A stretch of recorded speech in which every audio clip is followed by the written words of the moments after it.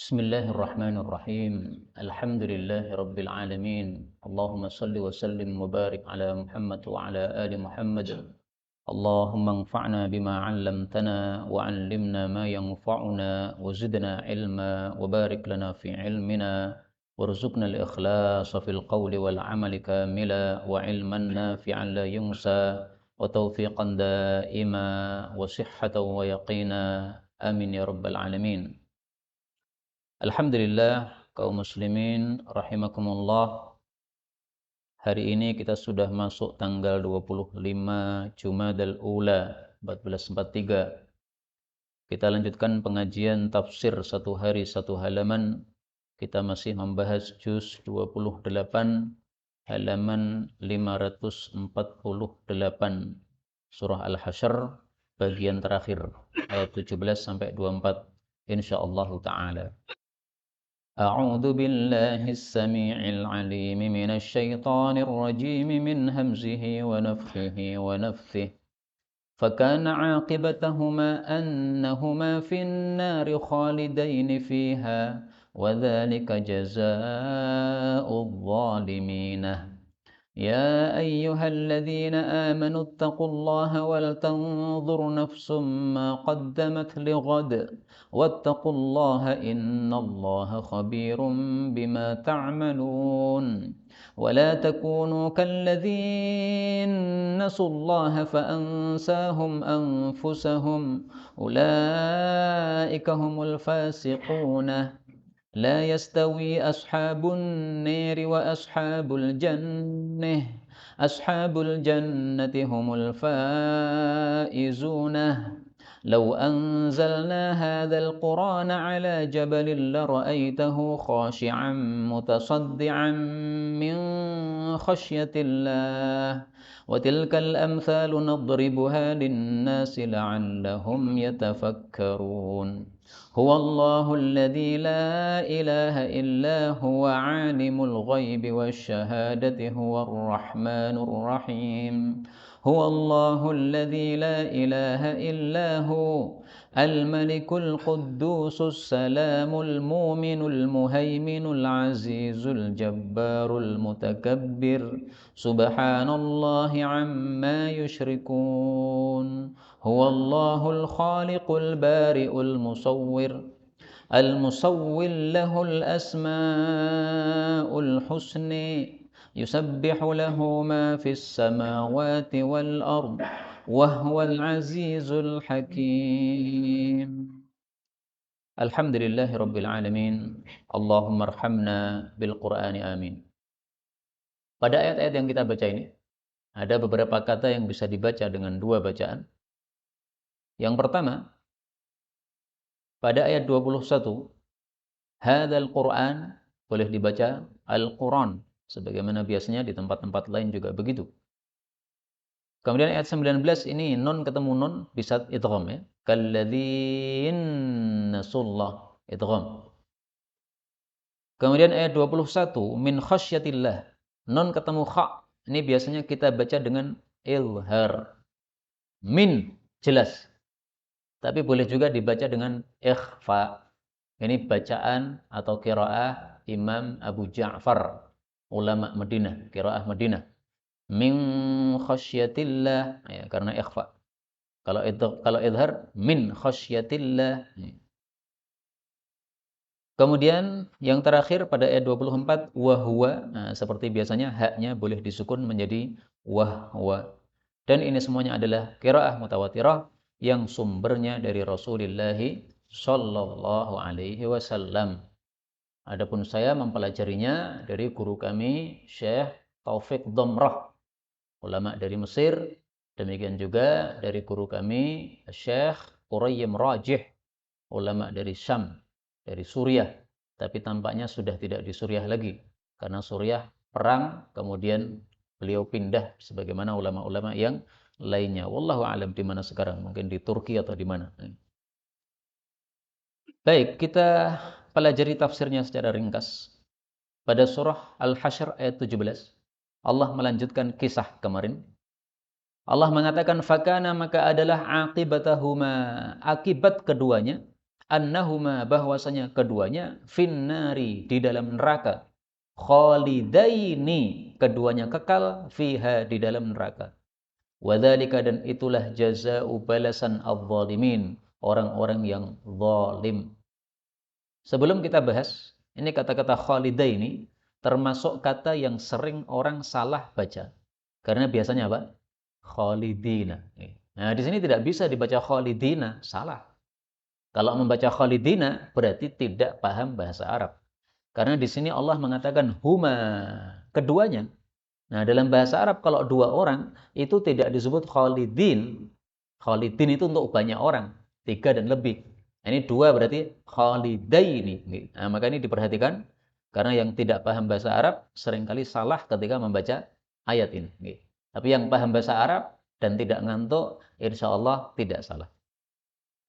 Baik, ayat ini lanjutan dari ayat 16 di mana Allah memperumpamakan munafik yang menjanjikan kepada orang-orang Yahudi. Munafik mengatakan, kalau kamu diserang Muhammad, kami akan membela. Kalau kamu diusir, kami akan bantu. Tetapi ternyata omong kosong. Nah, perbuatan munafik yang omong kosong ini seperti setan mengajak manusia untuk kafir. Kamu kafirlah, nanti kita akan selamat bersama-sama, kita untung bersama-sama. Begitu manusianya sudah kafir, setannya kemudian berlepas diri. Nah, demikian juga munafik. Setelah Yahudi diserang oleh Rasulullah SAW, diusir dari Medina, ini munafik tidak ada yang muncul satupun membela orang-orang Yahudi. Maka berarti mirip setan. Ini perumpamaan yang buruk. Nah, maka yang dimaksud akibatahuma, akibat keduanya, ini kembali kemana? Setan dan orang yang diajak kafir tadi. Setannya masuk neraka karena mengajak kafir, manusianya yang kafir juga masuk neraka karena mau diajak kafir.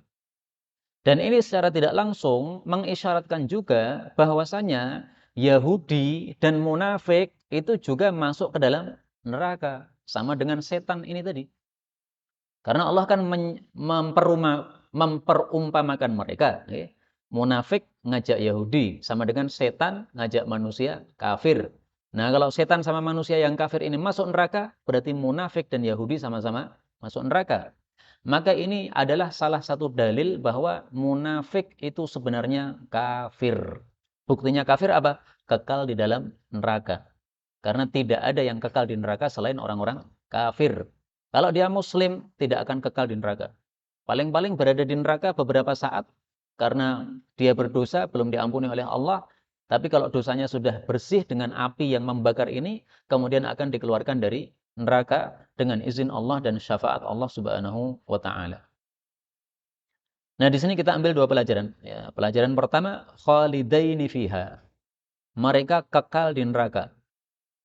Jadi yang masuk ke dalam neraka, yang kekal itu adalah yang kafir. Karena di sini Allah bicara tentang setan yang mengatakan ukfur, kafirlah.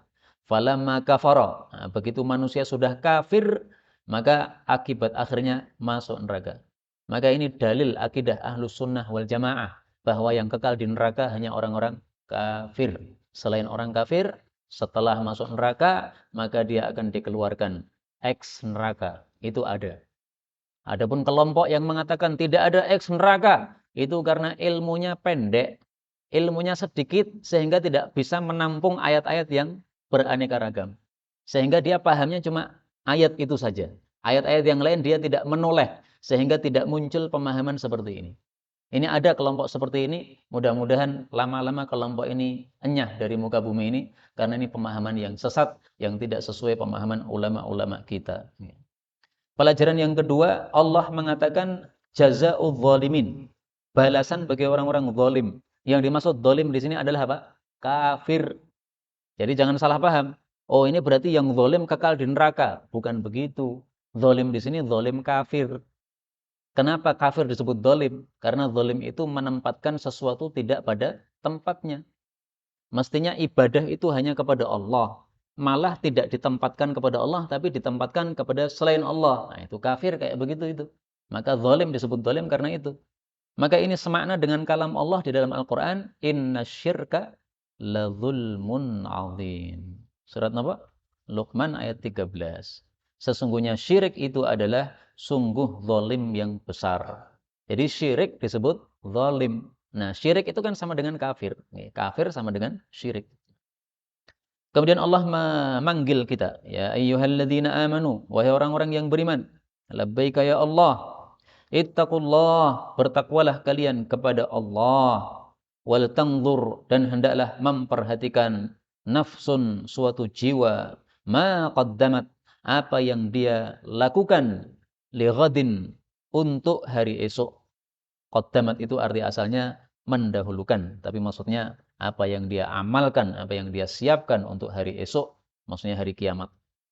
Wattaqullaha, dan bertakwalah kepada Allah. Innallaha, sesungguhnya Allah, khabirun, maha mengetahui, bima ta'malun, dengan apapun yang kalian amalkan. Jadi di sini Allah memanggil kita dan menyuruh kita 3 perintah. Tapi 3 perintah ini sebenarnya 2 perintah. Karena Allah memerintahkan ittaqullah diulang 2 kali. Bertakwalah kepada Allah. Ini perintah pertama. Perintah yang kedua, perhatikan apa yang sudah kita siapkan untuk menghadapi hari akhirat. Perintah ketiga, takwalah kepada Allah. Diulang 2 kali perintah takwa ini. Menunjukkan apa? Pentingnya takwa. Dalam Al-Quran Allah mengatakan, inna akramakum indallahi atqakum. Yang paling mulia di antara kalian, yang paling takwa. Jadi bukan yang paling pintar ngomong, bukan. Kalau yang paling pintar ngomong ya penak ustadz. Nih. Ustadz sering ngomong terus, nah berarti dia yang paling mulia, penak men. Bukan begitu. Yang paling mulia itu yang paling takwa. Pintar ngomong tapi nggak takwa, nggak ada nilainya di hadapan Allah Subhanahu wa Ta'ala. Mungkin ada nilainya di mata manusia karena terkenal, viral dan sebagainya. Tapi di mata Allah nol. Maka ada istilah azimun fil ardi shaghirun fis sama. Ada orang itu agung di muka bumi, tapi di langit remeh temeh, kecil kerdil. Malaikat kalau lihat dia bencinya bukan main. Kenapa? Karena tidak ada takwa kepada Allah Subhanahu wa Ta'ala. Karena itu satu nasihat Nabi SAW kepada Sayyidina Abu Dzar. Ungdur, wahai Abu Dzar, kamu perhatikan. Fa innaka lasta bi khairin min ahmar wala aswad. Kamu itu tidak lebih baik daripada orang yang kulitnya merah maupun kulitnya hitam, sama saja. Illa an tafdulahu bitaqwa. Kecuali kalau kamu melebihi dia dalam hal takwa, baru kamu lebih utama. Ini kasusnya tampaknya ketika Abu Dzar sedang bermasalah dengan seseorang sahabat Nabi SAW. Kemudian Abu Dzar marah, maka Abu Dzar mencela orang ini dengan menyebut ibunya. Misalnya mengatakan, ya benar sauda, kamu itu anaknya wanita hitam. Loh, apa salahnya ibunya kok diungkit-ungkit ini?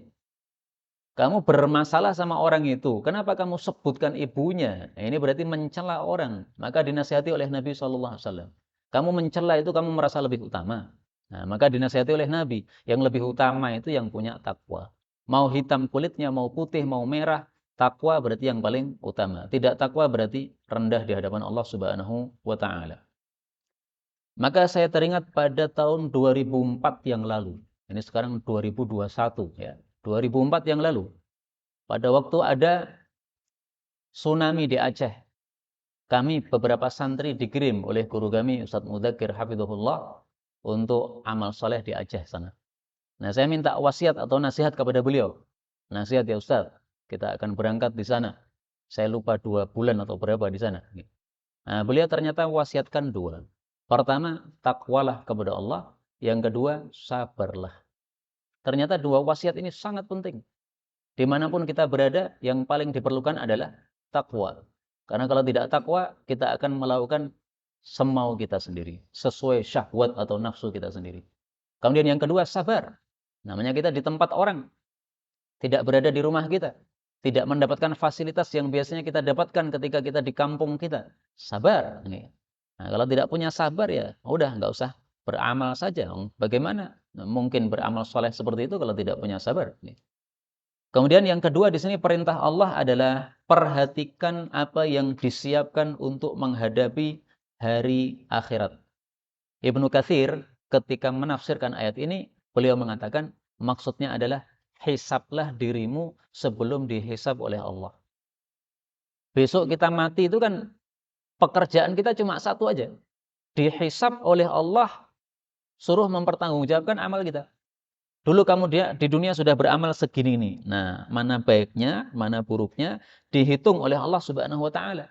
Nah, kata Ibnu Katsir, yang dimaksud perhatikan apa yang sudah kamu siapkan untuk hari esok adalah kita hisab dulu diri kita sebelum besok dihisab oleh Allah. Sudah banyak yang kita amalkan, banyak kebaikannya atau keburukannya. Dalam sehari ini sudah kita lakukan banyak hal. Dari bangun tidur sampai sekarang sholat maghrib, sholat isya. Apa yang kita lakukan? Apakah sudah banyak amal solehnya atau amal buruknya? Nah, karena itu banyak para ulama sufi menyuruhkan kita sebelum tidur untuk apa? Muhasabah dalam satu hari. Satu hari itu sudah apa yang dilakukan? Ya, ini satu saran yang sangat bagus. Meskipun saya tidak temukan dalil dari sabda Nabi sebelum tidur muhasabahlah. Tapi nggak ada masalah seperti ini. Masalah muamalah, bukan masalah ibadah. Ya, muhasabah ini tujuannya supaya kita bisa introspeksi diri menjadi lebih baik daripada sebelumnya.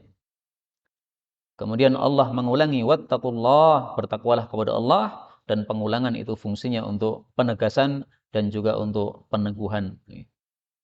Kemudian Allah mengatakan wala takunu, dan janganlah kalian menjadi kalladzina, seperti orang-orang yang nasullaha, melupakan Allah. Fa'ansahum, maka Allah menjadikan mereka lupa terhadap siapa? Anfusahum, terhadap diri mereka sendiri.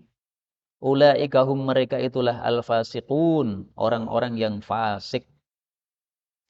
Jadi dalam ayat ini Allah memerintahkan dua hal, melarang satu hal. Diperintahkan takwa, diperintahkan siap-siap menghadapi hari kiamat. Larangannya satu, jangan lupa kepada Allah. Dengan kata lain, jangan lepas dari zikir kepada Allah Subhanahu wa taala. Azan dikumandangkan, kita datang ke masjid. Ini termasuk orang-orang yang tidak lupa kepada Allah. Tapi mendengar azan tidak mau datang. Ini termasuk alladzina nasullah. Orang-orang yang melupakan Allah. Dipanggil hayya 'alas shalah, hayya 'alal falah. Mari salat, menyembah Allah, mari beruntung. Tidak mau. Nah, ini berarti melupakan Allah Subhanahu wa taala. Karena itu minimal pengamalan ayat ini, mendengar azan 5 waktu salat, kita segera datang ke masjid. Mendengar azan, aktivitas ditinggalkan, wudu. Kenapa begitu? Supaya kita bisa salat sunnah. Karena rata-rata orang tidak bisa salat sunnah, kenapa? Karena dia menunda-nunda. Tapi begitu azan dikumandangkan, kita punya konsep, pokoknya azan wudu, itu insya Allah sempat salat sunnah. Dan salat sunnah sangat penting. Kenapa? Hadis yang sudah pernah kita bacakan dulu. Salat fardu kita kekurangan-kekurangannya banyak. Akan ditambal oleh Allah dengan amalan sunnah. Nah, kalau kita tidak punya amalan salat sunnah, terus bagaimana nanti kita di hadapan Allah, padahal salat fardu kita tidak sempurna. Salat kita 10 menit, yang dihitung hanya yang khusyuknya saja. Kalau khusyuknya 1 menit, berarti 9 menit ini nol. Tidak ada nilainya di hadapan Allah Subhanahu wa taala. Meskipun salat tersebut sudah menggugurkan kewajiban kita. Kita wajib salat maghrib, sudah salat maghrib. Tapi dari 10 menit salat maghrib atau 15 menit, khusyuknya 1 menit, itu yang dihitung oleh Allah Subhanahu wa taala. Itulah kondisi salat kita kayak begitu. Nah, kalau kita tahu kondisi salat kita kayak begitu, kemudian kita malas salat sunnah, gimana nasib kita nanti di akhirat? Maka kalladzina nasullah, jangan lupa terhadap Allah Subhanahu wa taala. Ini salah satu penerapannya, azan kita datang ke masjid, azan segera kita berwudu. Salat sunnah di rumah boleh, salat sunnah di masjid juga boleh, silahkan. Kalau saya lebih suka salat sunnah di rumah dulu, baru kemudian ke masjid. Kalau kita melupakan Allah, akibatnya apa? Fa'ansahum anfusahum. Allah akan membuat kita lupa terhadap diri kita sendiri. Maksudnya gimana? Maksudnya Allah akan membuat kita lupa terhadap maslahat-maslahat akhirat kita. Orang yang tidak mikir akhirat, berarti melupakan diri sendiri. Kenapa? Nasib kita di akhirat itu ditentukan amal kita di dunia. Kalau amal kita di dunia baik, berarti kita memperhatikan nasib kita di akhirat. Sehingga ayat ini masih berkaitan dengan tadi, wal tangdur nafsum ma qaddamat lighad. Disuruh memperhatikan apa yang sudah disiapkan untuk hari esok. Karena itu kaum muslimin rahimani wa rahimakumullah, nasihat yang sering saya sampaikan tidak bosan-bosan saya sampaikan. Karena nasihat ini sebenarnya untuk saya sendiri. Apapun amal soleh yang sudah bisa kita lakukan, jangan sekali-kali ditinggalkan. Karena khawatir kita kalau meninggalkan amal soleh yang sudah bisa kita lakukan, termasuk orang yang tidak mensyukuri nikmat Allah, akhirnya nikmat Allah dicabut dari kita, sehingga amal-amal yang lain jadi mereteli semuanya. Dulu bisa sholat berjamaah di masjid, habis itu nggak jamaah ke masjid. Nah ini dikhawatirkan, amal-amal baik yang lain nanti meretel nanti. Menghadiri pengajian seperti ini amal soleh kayak begini. Ini jangan ditinggalkan. Saya pun sampai hari ini masih mencari ilmu terus. Karena teori mencari ilmu adalah ma'al mahbarah ilal makbarah. Bersama pena nulis ilmu sampai mati. Itu teori mencari ilmu. Kenapa? Ilmu itu sangat luas sekali. Kalau kita mencari ilmu sudah merasa cukup, habis itu tidak mau mencari ilmu lagi, kata para ulama, saat itu kamu sudah bodoh saat itu. Selama kita masih mau mencari ilmu, masih mau mendengarkan ilmu, ini berarti kita masih berilmu. Begitu merasa cukup, wah ilmu saya sudah banyak, udah nggak perlu lagi saya mendengarkan pengajian. Nah ini berarti sudah bodoh datang saat itu juga. Nah maka apapun kebaikan yang sudah bisa kita lakukan, mari kita jaga. Ya, salat duha dijaga, salat sunnah, qobliyah, ba'diyah dijaga, salat malam dijaga, membaca Quran setiap hari, kalau bisa 1 juz satu hari dijaga. Ya, supaya kita tidak dijadikan lupa oleh Allah terhadap diri kita sendiri-sendiri. Nah, kalau sudah melupakan maslahat diri sendiri, berarti fasik. Fasik itu artinya keluar. Maksudnya keluar dari ketaatan kepada Allah Subhanahu wa taala. Orang yang di dunia keluar dari ketaatan kepada Allah, akibatnya di akhirat adalah keluar dari rahmat Allah. Karena amalan dengan balasan itu selalu seimbang. Kita keluar dari jalur taat kepada Allah, jalur kanan atau jalur kiri, pokoknya menyimpang. Nah, maka nanti di akhirat juga akan disimpangkan. Ini ada jalur masuk jannah, kamu nggak boleh masuk sini. Kamu menyimpang kanan atau kiri sana, masuk neraka. Nah, itu makna dari fasik. Kemudian Allah mengatakan la yastawi, tidak sama ashabun nari, penghuni neraka, penghuni-penghuni neraka, wa ashabul jannah, dan penghuni-penghuni jannah. Ashabul jannah, penghuni-penghuni jannah, humul faizun. Merekalah orang-orang yang beruntung. Mudah-mudahan semua kita masuk jannah tanpa hisab, tanpa adab. Amin ya rabbal alamin. Tidak sama penghuni neraka dengan penghuni surga. Ini semakna dengan ayat yang lain, di mana Allah Subhanahu wa taala mengatakan, mahyahum wa mamatuhum. Surah Al-Jathiyah ayat 21. Am hasibal ladzina jtarahus sayyi'at. Apakah mengira orang-orang yang suka melakukan dosa-dosa, an naj'alahum kalladzina amanu wa 'amilus shalihat, bahwa kami akan menjadikan mereka seperti orang-orang yang beriman dan amal saleh, sawa'am mahyahum wa mamatuhum, sama hidupnya dan matinya, sa'ama yahkumun. Sungguh jelek apa yang mereka tetapkan kalau mereka mengatakan seperti itu. Jadi tidak mungkin Allah samakan orang yang beramal baik dengan orang yang beramal buruk. Matinya tidak sama, hidupnya tidak sama. Nanti di akhiratnya juga tidak akan sama. Karena itu kalau kita pengen matinya husnul khatimah, ya kita hendaklah mengamalkan amal-amal yang menghantarkan kepada husnul khatimah. Kalau kita pengen matinya su'ul khatimah, na'udzubillah, ya silahkan aja mengamalkan amal-amal yang menghantarkan kepada su'ul khatimah. Sudah banyak cerita-cerita menjadi pelajaran untuk kita. Orang mati ketika zina, na'udzubillah, itu kan berarti tanda dia suka berzina itu. Mungkin menyembunyikan dari orang, tapi begitu matinya zina, na'udzubillah, itu berarti suka berzina begitu. Ada orang mati dalam keadaan minum minuman keras, oplosan. Keterlaluan yang diminum, semakin banyak yang diminum, akhirnya melampaui batas, mati saat mabuk itu. Na'udzubillah, itu berarti menunjukkan dia tanda suka minum itu. Maka ada ulama dari Suriah yang dia mati ketika sedang membaca Al-Quran. Tiba-tiba nyawanya dicabut oleh Allah Subhanahu wa taala. Tidak usah bertanya, itu orangnya pekerjaannya apa? Enggak perlu ditanyakan. Kita sudah tahu pasti, oh pasti ahli Al-Quran itu. Dan ternyata betul, dia adalah ulama mukri. Mukri itu pengajar Quran. Pagi sampai sore, kesibukannya ngajar Quran. Mukri, ini, memberikan sanad pengajian Quran, ya, membaca Quran yang benar seperti ini. Nah, kalau sudah setoran 30 juz selesai, biasanya dikasih sanad. Nah, sanad Quran memang begitu. Biasanya diberikan hanya kepada orang-orang yang apa? Sudah setor 30 juz terlancar. Nah, saya ini termasuk yang belum dikasih sanad. Kenapa? Sudah setor 30 juz tapi kurang lancar. Ngaku saja kula nggih. Karena hafalannya telat. Habis lulus dari pesantren baru apa? Menghafal Quran. Udah ketuaan sudah. Udah mikirnya ke sana kemari sudah. Mikir ngelamar akhwat kah dan sebagainya. Pun lulus. Nah, macam-macam sing dipikir, akhirnya hafalannya kurang kuat. Baik, kembali ke sini. Allah Subhanahu wa taala mengatakan la yastawi ashabun nari wa ashabul jannah, ashabul jannati humul faizun. Penghuni jannah itu orang-orang yang untung. Apa sih makna untung? Al-fauz itu artinya adalah al-dhafar bil matlub. Mendapatkan sesuatu yang dicari. Itu yang disebut faizun. Semua orang itu sebenarnya mikirnya satu, pengen hidup bahagia. Nah, ternyata ada yang berhasil, ada yang tidak.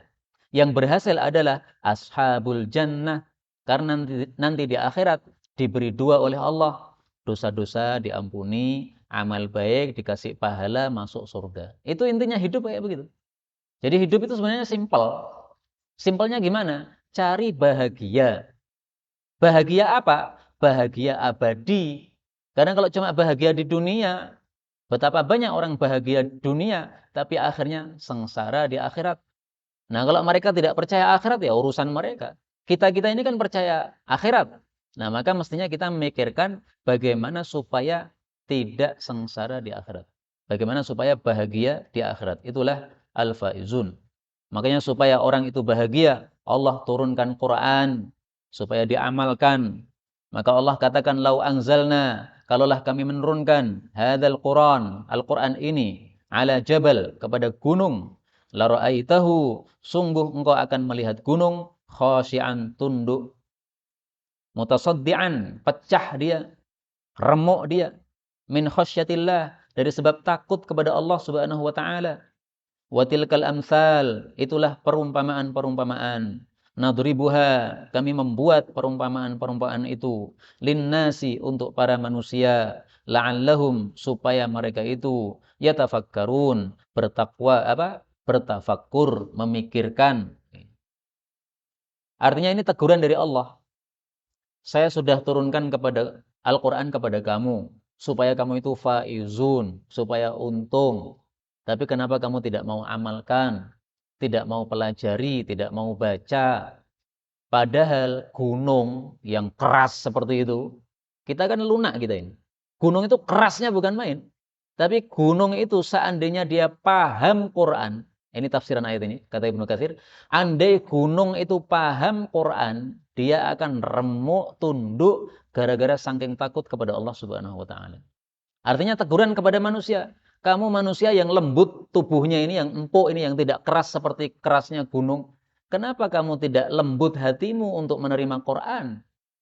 Quran ini mestinya ketika dibacakan, kita lembut hati kita untuk menerimanya, untuk mengamalkannya. Nah, alhamdulillah, kita duduk di sini mendengarkan tafsir Quran, ini tanda-tanda hati kita lembut atau tunduk terhadap apa? Al-Quran. Tinggal satu saja, pengamalan. Kita mendengarkan sudah, nah, tinggal mengamalkan.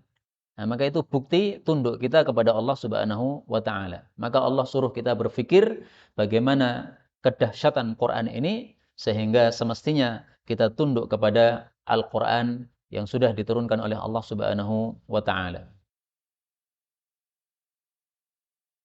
Dalam ayat yang lain, Allah menunjukkan dahsyatnya Al-Quran pada surah Ar-Ra'd ayat 31. Walau anna Qur'anan, seandainya ada suatu Quran, suyirat bihil jibal, yang apabila dibacakan maka gunung-gunung itu bisa berjalan. Au qutti'at bihil ard, atau bumi itu dipotong-potong. Au kullima bihil mauta, atau diajak bicara orang-orang mati dengannya. Maksudnya niscaya Quran tersebut adalah Al-Quran yang diturunkan untuk kita ini. Jadi andaikan ada Quran yang saking dahsyatnya itu, kalau dibacakan kepada gunung, maka gunung akan berjalan, akan lari, ketakutan. Andaikan ada, itu adalah Al-Quran ini. Tapi memang Allah tidak menciptakan seperti itu. Karena seandainya Quran dijadikan begitu, ya susah kita. Kita lagi melewati gunung, baca Quran, gunung mabur. Nah, susah kita. Nah, maka Allah tidak jadikan begitu. Tapi seandainya ada, yaitu Al-Quran ini yang menyebabkan seperti itu. Artinya tidak ada kitab yang lebih dahsyat daripada Quran. Semestinya kita tunduk kepada Quran ini. Maksudnya begitu. Nah, tapi Alhamdulillah wa astaghfirullah. Al-Quran di Indonesia ini Alhamdulillah dihafalkan, boleh diajarkan di masjid-masjid. Ini Alhamdulillahnya. Tapi astagfirullahnya tidak dilakukan, tidak diterapkan di Indonesia. Pemerintah tidak menerapkan aturan Quran dalam mengatur negaranya. Nah, ini yang na'udzubillahnya, istighfarnya di sini. Seandainya Quran diterapkan di Indonesia, berkah pasti. Kemudian Allah mengatakan, huwallah, dialah Allah. Nah, sebelum dilanjutkan, ayat 21 ini ayat yang sangat penting.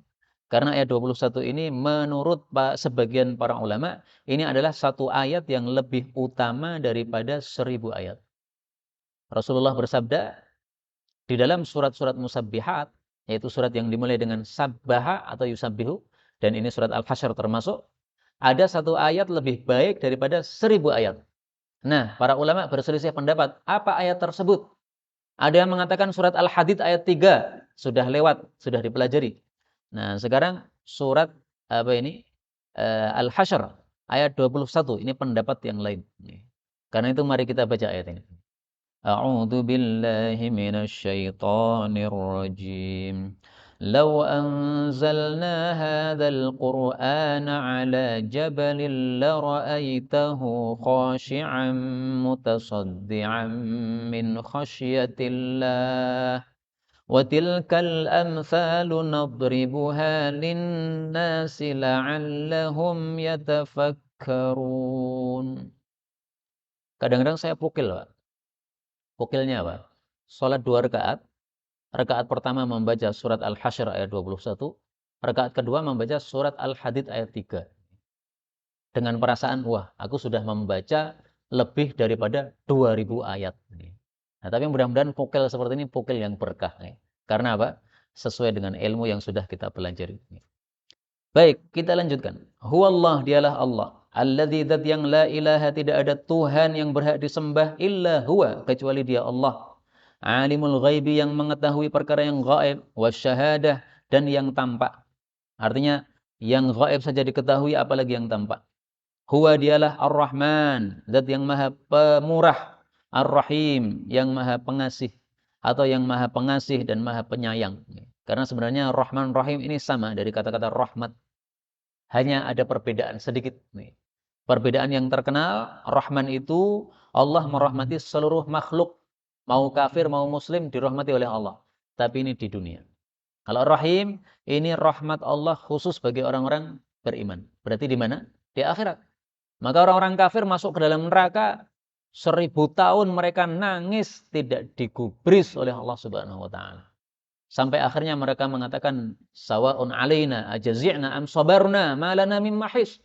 Sama saja kami keluh kesah, sama saja kami sabar. Mencoba 1000 tahun sabar, nggak digubris. Mencoba 1000 tahun keluh kesah, nggak digubris. Akhirnya mereka mengatakan, sama saja sudah. Udah, manut saja kekal di neraka sudah. Karena sudah nggak ada harapan lagi. Nah, itu rahmat Allah sudah lenyap untuk orang-orang kafir. Na'udzubillah. Karena itu kaum muslimin rahimani wa rahimakumullah, selama kita masih di dunia, ini kesempatan untuk mengumpulkan sebanyak-banyaknya rahmat Allah, sehingga nanti di akhirat kita mendapatkan rahmat Allah juga. Adapun orang-orang kafir hanya dirahmati oleh Allah di dunia, tidak di akhirat. Kemudian 3 ayat ini kita akan membaca Asmaul Husna, nama-nama Allah. Nama-nama Allah jumlahnya tidak terbatas. Saya pernah bertanya ketika mengajar tafsir, berapa jumlah Asmaul Husna? Ada yang menjawab 99. Nah, ini jawaban yang salah. Jawaban itu muncul karena salah paham terhadap hadis Rasulullah sallallahu alaihi wasallam, illa wahidan. Inna lillahi ta'ala, sesungguhnya Allah memiliki tis'atan wa tis'ina asman, 99 nama. Mi'atan illa wahida, 100 kurangi 1, ya 99. Man ahsaha, siapa yang menghafalnya, dakhalal jannah, pasti masuk jannah. Hadis muttafaqun alaih. Nah, ini hadis yang disalahpahami. Dikira nama Allah hanya 99, itu salah. Itu sama dengan kalau saya mengatakan istri saya 1 dari Jawa. Itu salah paham panjenengan. Karena istri saya 4. Ini contoh loh Pak, contoh Pak, ini contoh. Bukan tenanan, bukan. Istri saya nomor 1 dari Jawa, nomor 2 tapi belum nih, belum ada nih. Dari Arab, nomor 3 dari Mesir, nomor 4 dari Yaman, loh 4 nih. Tapi saya ngomong istri saya 1 dari Jawa, bener, nggak bohong saya. Kenapa? Yang lain-lainnya bukan dari Jawa. Nah, misalnya begitu. Nah, demikian juga di sini. Allah punya 99 nama yang kalau dihafalkan menyebabkan masuk jannah. Tapi bukan berarti nama Allah hanya 99, itu salah. Dalam hadis riwayat Imam Ahmad, ada doa yang diajarkan oleh Nabi SAW. Doa ini kalau kita baca, maka kegelisahan kita akan dilenyapkan oleh Allah. Kesusahan kita akan diganti kegembiraan oleh Allah Subhanahu wa taala. Nah, dalam doa tersebut disebutkan as'aluka bikulli ismin huwa lak sammaita bihi nafsak au anzaltahu fi kitabik au akhbarta bihi ahadan min khalqik au ista'tharta bihi fi ilmil ghaibi indak. Saya minta kepadamu dengan semua namamu ya Allah. Baik nama yang engkau beritahukan kepada orang, baik nama yang engkau turunkan dalam Al-Qur'an, dalam kitabmu. Terakhir, atau nama yang engkau sendiri yang mengetahuinya. Berarti ada nama-nama yang hanya diketahui oleh Allah Subhanahu wa taala, kita nggak tahu. Karena itu nama Allah tidak terbatas. Nah, nama Allah ada 99, rinciannya menurut para ulama adalah ini. 18 tambah 81. Ini kalau kita lihat telapak tangan kita ada angka 18 nih, Arab nih. Ini jumlah Asmaul Husna yang disebutkan dalam hadis Nabi SAW. Adapun ini 81, ini jumlah Asmaul Husna yang disebutkan di dalam Al-Quran. Nah, nanti silahkan dicari. Dibaca dari Al-Fatihah sampai An-Nas. Akan ketemu 81 nama Allah. Kemudian kita baca hadis-hadis Nabi, akan ketemu 18 nama Allah. Ini menurut Syekh Utsaimin, ya, 18 nama dari sunnah, 81 nama dari Quran. Adapun telapak tangan ini jumlah Asmaul Husna ini bukan dari Syekh Utsaimin. Ini kata orang, saya nggak ngerti, bener pora. Karena sebagian orang mengatakan loh, kok nggonku 82. Nah, itu sing salah, sing nulis nih, sing moco, sing salah. Tetap 81 semuanya. Baik, kembali ke sini. Ini sudah kita temukan 2 nama, Ar-Rahman sama Ar-Rahim. Nah, perhatikan kata-kata Rahman. Ini para ulama katakan ismun khassun bisifatin ammah. Rahman itu adalah nama khusus untuk Allah. Tetapi maknanya makna umum. Rahmat umum untuk semua makhluk, kafir maupun muslim dikasih rahmat. Sebaliknya rahim adalah ismun am bisifatin khassah. Nama umum, artinya boleh dipakai untuk selain Allah, boleh. Kita punya anak, lahir, kita kasih nama rahim, boleh. Karena ini nama umum. Tapi maknanya makna khusus, yaitu rahmat khusus untuk orang-orang beriman di dalam surga. Karena itu tidak boleh kita kasih nama anak kita Rahman, nggak boleh. Ada bapak disebut Pak Rahman, nggak boleh. Diganti, panggilannya diganti. Namanya siapa Pak? Abdurrahman. Nah, sebenarnya panggilannya itu Abdurrahman. Memang orang Jawa ini suka menyingkat. Akhirnya jadi apa?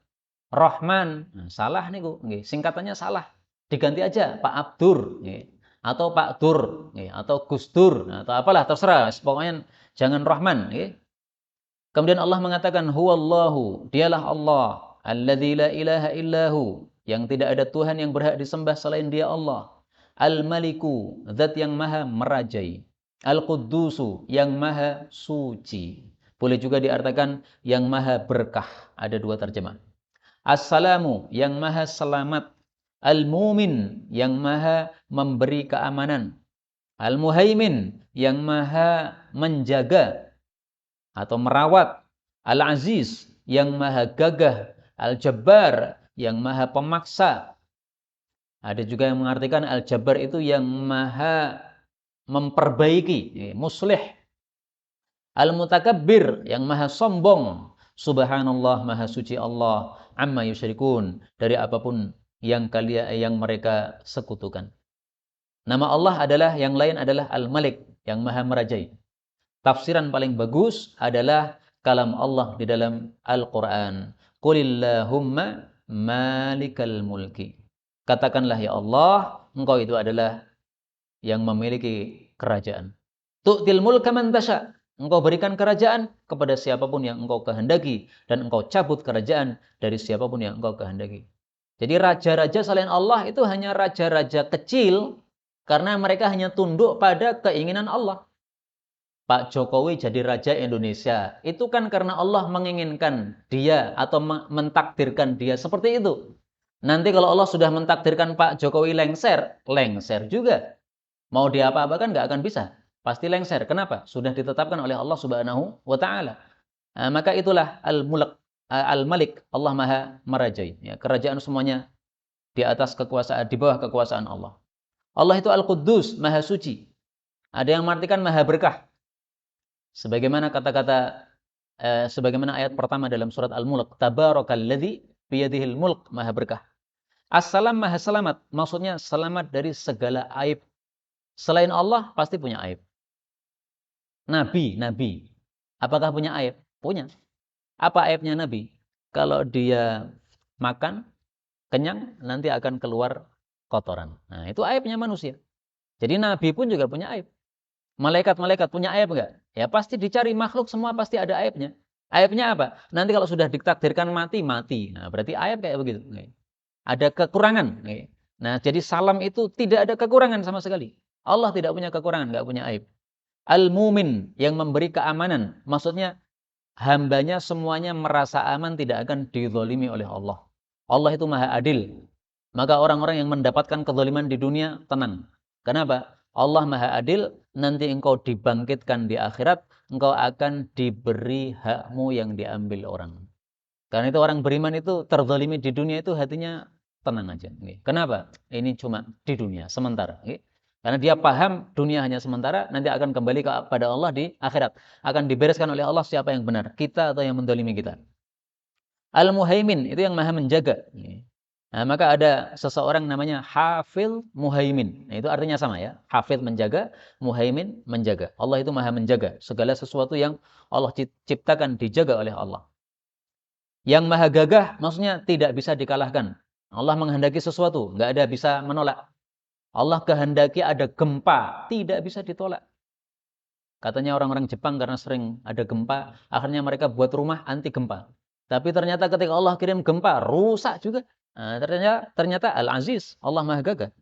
Al-Jabbar, Maha Pemaksa. Maksudnya pemaksa adalah kalau Allah menghendaki sesuatu tidak bisa kita menolak.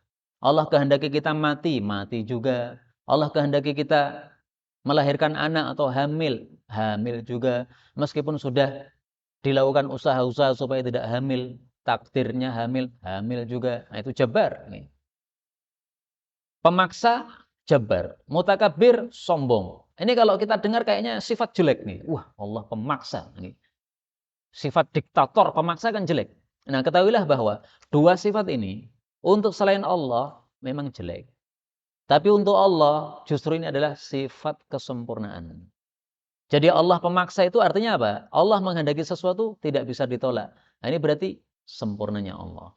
Mutakabir maksudnya gimana? Kata Ibnu Katsir, la yaliqut takabbur illa lahu.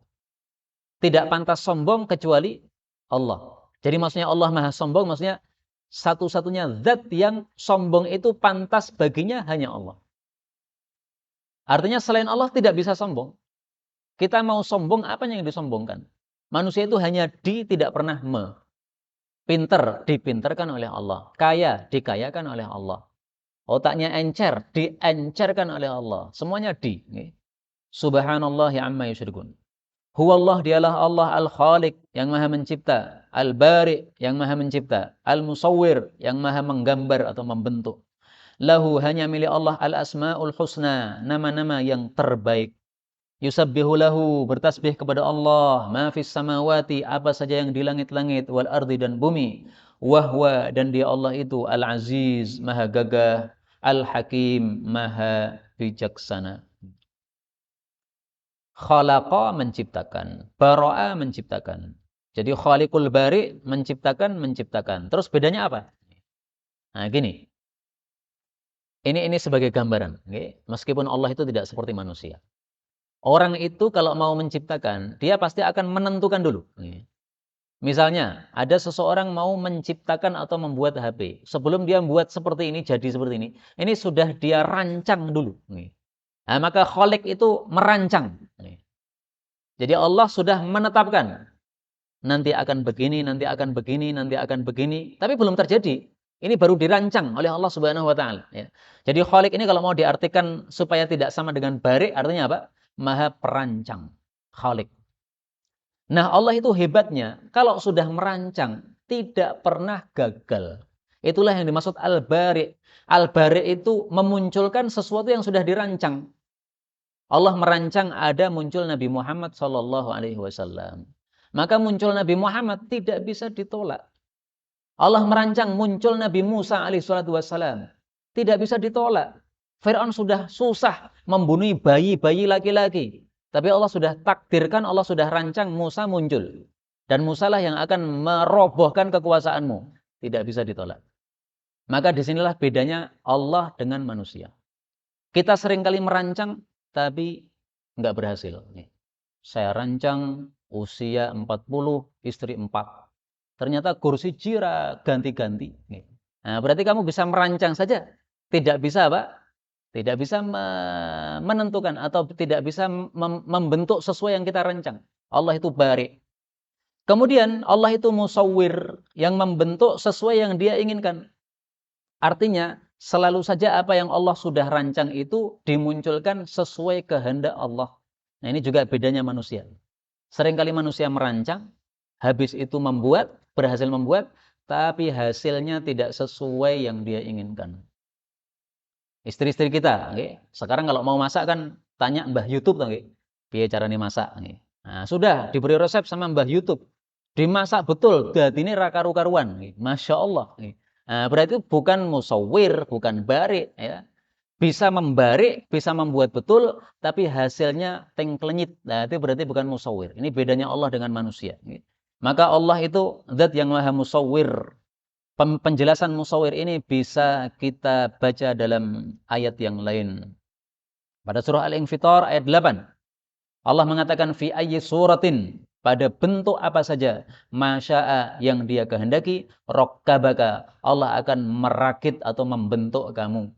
Jadi kamu, wahai manusia, dimunculkan oleh Allah ke dunia ini sesuai bentuk yang diinginkan oleh Allah.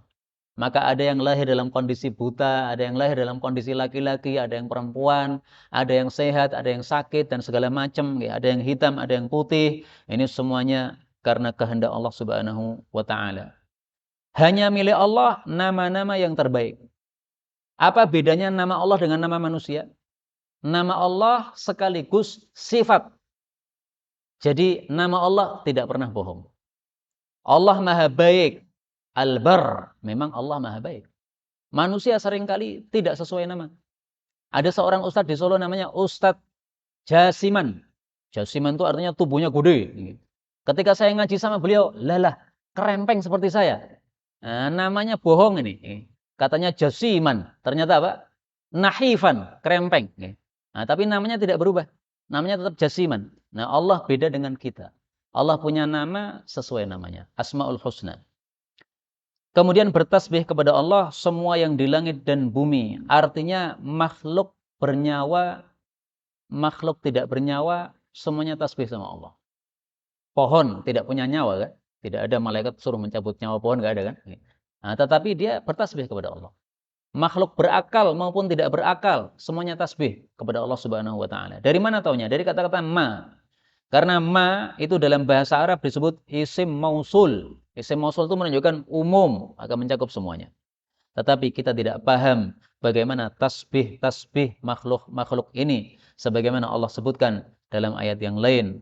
Allah mengatakan, walakin la tafqahuna tasbihahum. tetapi kalian tidak paham bagaimana tasbih mereka. Dan ayat ini sekaligus menunjukkan pentingnya tasbih, sehingga tasbih merupakan zikir atau wiridnya segala makhluk. Karena itu mari kita memperbanyak tasbih, minimal dalam satu hari kita membaca tasbih 100 kali. Subhanallah bihamdih, subhanallah bihamdih, subhanallah bihamdih, diulang sampai 100 kali. Nabi SAW menjamin kita, kalau kita melakukan hal tersebut, maka dosa-dosa kita diampuni oleh Allah Subhanahu wa taala. Maka kembali ke ayat pertama yang kita bahas tadi, tentang perintah takwa, tentang perintah mempersiapkan kehidupan di akhirat. Kita di dunia kita akui saja, kita punya maksiat-maksiat, punya dosa-dosa. Nah, supaya diampuni oleh Allah, maka sangat bagus ayat ini ditutup dengan yusabbih, tasbih. Kita tasbih 100 kali setiap hari, insya Allah dosa-dosa kita akan diampuni oleh Allah dengan rahmat Allah Subhanahu wa taala. Inilah yang dapat disampaikan, benarnya dari Allah. Kalaupun ada salahnya, fa astaghfirullahal azim li wa lakum.